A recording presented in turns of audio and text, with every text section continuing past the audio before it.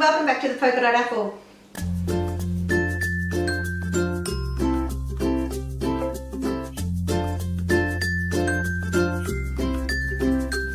Hi, thanks for tuning in. This is the Polka Dot Apple YouTube channel and I am Sarah J, an elementary primary school teacher living and working in the sunny suburb of Melbourne.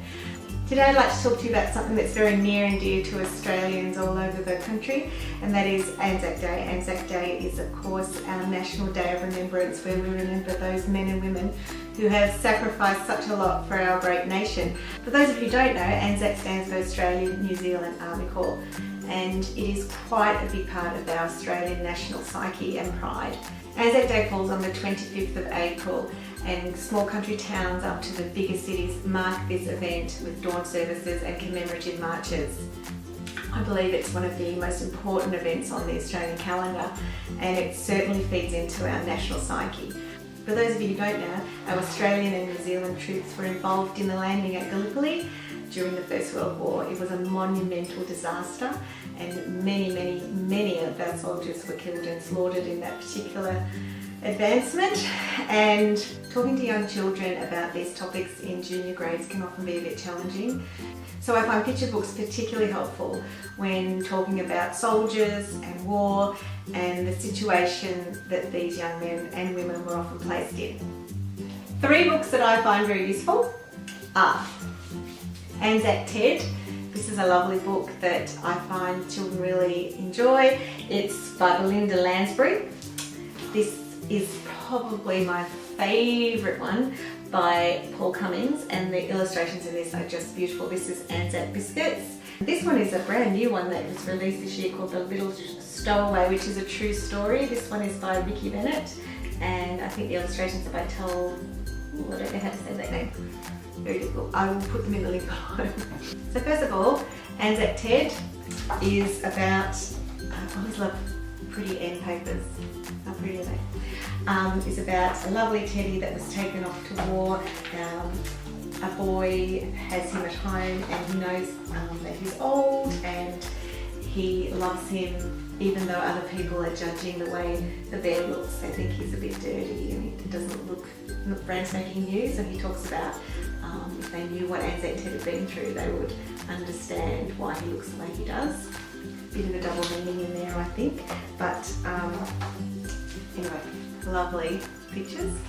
This book, the new one, is about a true story about a French orphan that some Australian airmen discovered and looked after when they were battling in France, and it's about a family that adopted and smuggled him from France all the way to England and then back home to Australia.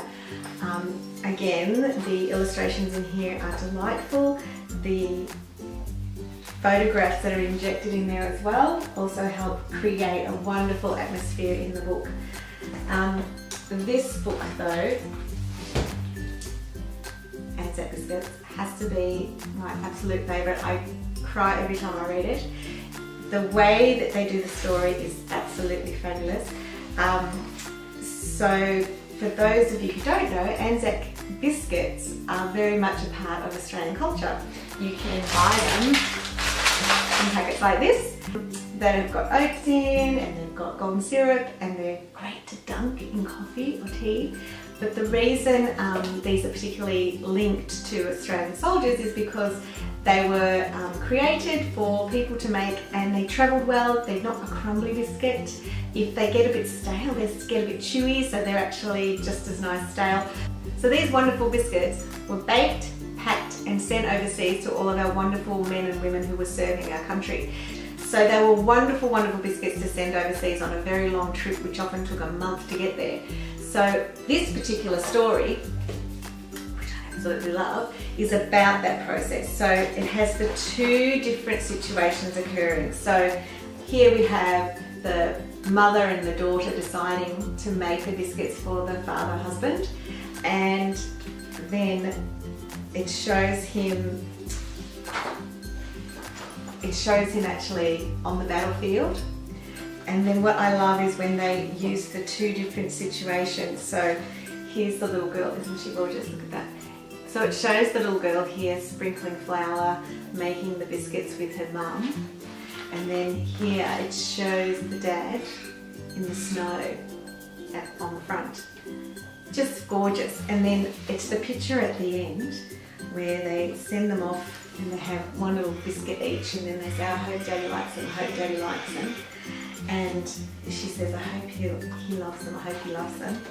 And the look on his face when he gets them out, oh my gosh. I usually read this with my students, and sometimes in the past I have baked biscuits with them, baked the ANZAC biscuits with them, or sometimes we just eat them and talk about adjectives to describe the biscuits and how you would feel if you were a long way overseas, feeling very homesick and you received a gift from somebody.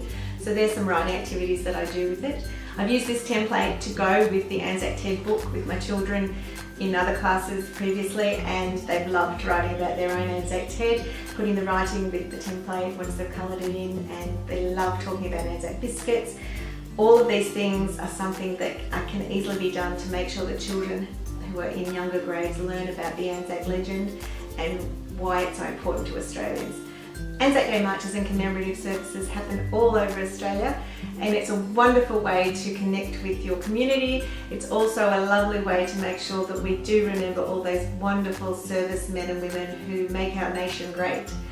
I think it's important that children become aware of their history, as well as open up their eyes to world events and what's going on around them at the moment.